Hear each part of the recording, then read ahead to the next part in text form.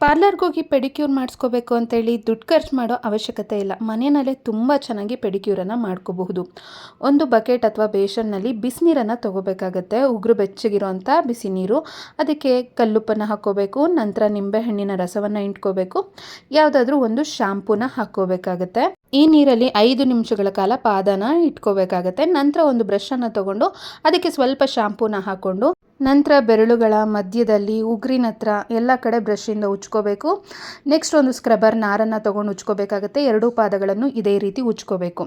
Next ಅರ್ಧಂಬರ್ಧ nail polish ಹೋಗಿದೆ, full ಹಾಗೆ ಇದ್ದರೆ ಚೆನ್ನಾಗಿ ಕಾಣಲ್ಲ. ನೇಲ್ ಪಾಲಿಶ್ ರಿಮೂವರ್ನ ತೊಗೊಂಡು ನೇಲ್ ಪಾಲಿಷ್ನೆಲ್ಲ ರಿಮೂವ್ ಮಾಡಿದ್ದಾಗಿದೆ.